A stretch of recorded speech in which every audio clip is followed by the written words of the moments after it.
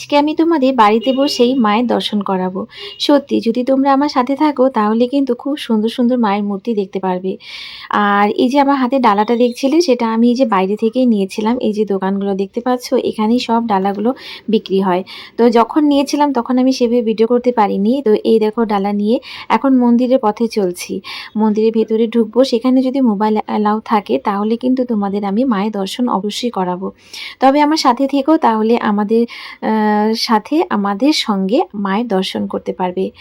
এই যে আমি সবাইকে নিয়ে এসেছি, আমাদের ফ্যামিলির শাশুড়ি, ননাস, আমার ননাস এসছে ২ দিন হলো বাড়িতে ঘুরতে। তো বললাম চলো তোমাকে মন্দিরে নিয়ে যাই, ঘুরিয়ে নিয়ে আসি। তো সেই জন্য দিদিকে নিয়ে, মাকে নিয়ে, আমার ছেলেকে নিয়ে, এই যে আমার ভাগ্নি পূজা, ওদেরকে সবাইকে নিয়ে চলে এসেছি আজকে একটু মায়ের পুজো করতে।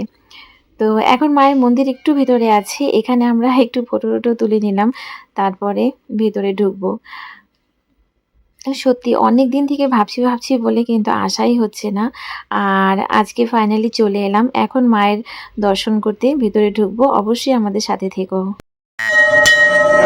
আমরা সকলেই জানি সব পুজোর আগে কিন্তু গণেশ পুজো অবশ্যই করতে হয়। তো এখানে মন্দিরে ঢোকার আগেই আর কি ছোট্ট একটা খুব সুন্দর গণেশ ঠাকুরের মূর্তি আছে।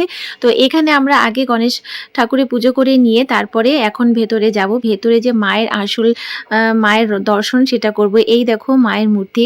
আর ভেতরে কিন্তু মোবাইল একদম অ্যালাউ নেই, তবু আমি চুপ চুপ করে ভিডিও করছি শুধু তোমাদের জন্য।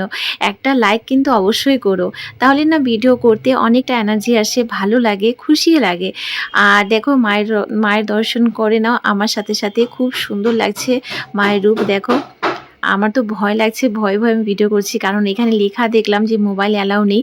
তো যদি কেউ দেখে ফেলে আর কিছু বলে আর কি, সেই জন্য আমি একটু আড়াল করে করে ভিডিও করছি। জানি না তোমরা কেমনভাবে কি দেখতে পাচ্ছ, ভালো করে বুঝতে পারছো কি না। তো মায়ের মূর্তির পাশেই কিন্তু মহাদেবের মূর্তি আছে, সেখানে নন্দী মহারাজ আছে, সবাই সেখানে পুজো করছে, প্রদীপ ঘোরাচ্ছে।